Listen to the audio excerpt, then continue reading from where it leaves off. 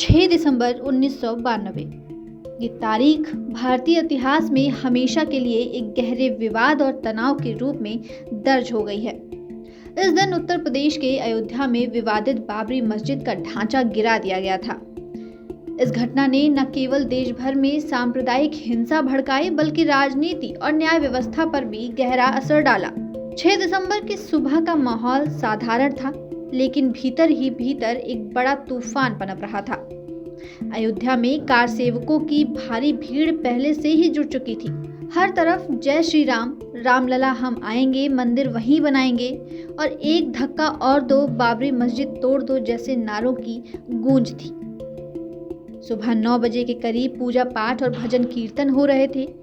रामकथा कुंज नामक स्थान पर एक बड़ा मंच लगाया गया था, जो बाबरी मस्जिद से लगभग 200 मीटर दूर था। मंच पर वरिष्ठ नेता और साधु संत मौजूद थे।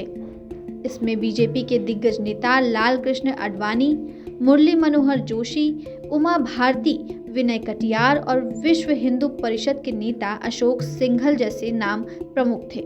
भीड़ पर नियंत्रण रखने में प्रशासन नाकाम ही नजर आ रही थी। आपको बता दें कि फैजाबाद के डीएम और एसपी ने सुबह 12 बजे विवादित स्थल का दौरा किया, लेकिन वो इस बात का अनुमान नहीं लगा सके कि कुछ ही घंटों में स्थिति पूरी तरह से बेकाबू हो जाएगी। विहिप के नेता अशोक सिंघल मंच से भीड़ को नियंत्रित करने की कोशिश कर रहे थे। उन्होंने माइक पर कहा कि हमारी सभा में अराजक तत्व घुस आए हैं। विहिप के अनुसार उस दिन केवल पूजा पाठ और सफाई का कार्यक्रम था, लेकिन कार सेवकों के इरादे इससे कहीं आगे बढ़ चुके थे। दोपहर करीब 12:30 बज रहे थे और कार सेवकों का बड़ा हुजूम विवादित स्थल की ओर बढ़ रहा था। उनके हाथों में बल्लम, कुदाल, छेनी और हथौड़े जैसे औजार थे। सुरक्षा बलों ने उन्हें रोकने की कोशिश की, लेकिन पत्थरों की बौछार के आगे वो भी पीछे हट गए और देखते ही देखते दोपहर 2 बजे पहला गुंबद गिरा। खबरें आने लगी कि ढांचे के नीचे कुछ लोग दब गए हैं, लेकिन भीड़ बेकाबू थी और किसी को भी रोक पाना नामुमकिन था। अगले 3 घंटे के भीतर शाम 5 बजे तक बाबरी मस्जिद के सभी गुंबद तोड़ दिए गए। इस घटना के दौरान उत्तर प्रदेश में कल्याण सिंह की सरकार थी। सुप्रीम कोर्ट ने आदेश दिया था कि विवादित स्थल पर कोई निर्माण कार्य या तोड़फोड़ नहीं होगी। कल्याण सिंह ने भी सर्वोच्च न्यायालय को भरोसा दिया था कि आदेश का पालन किया जाएगा, लेकिन कार सेवकों के आक्रामक रवैये के आगे राज्य की सरकार और सुरक्षा व्यवस्था दोनों नाकाम साबित हुए। बाबरी विध्वंस के बाद देश भर में सांप्रदायिक हिंसा भड़क उठी।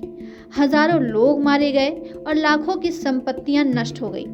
ये मामला लंबे समय तक अदालत में भी चला।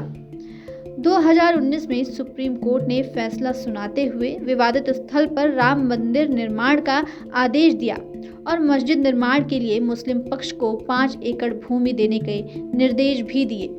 6 दिसंबर 1992 भारतीय लोकतंत्र, सामाजिक सौहार्द और सांप्रदायिक सद्भाव पर एक गहरा धक्का साबित हुआ। इस दिन की घटना ने न केवल भारतीय राजनीति की दिशा बदल दी, बल्कि ये एक ऐसी घटना बन गई जिसे भूलना संभव नहीं है।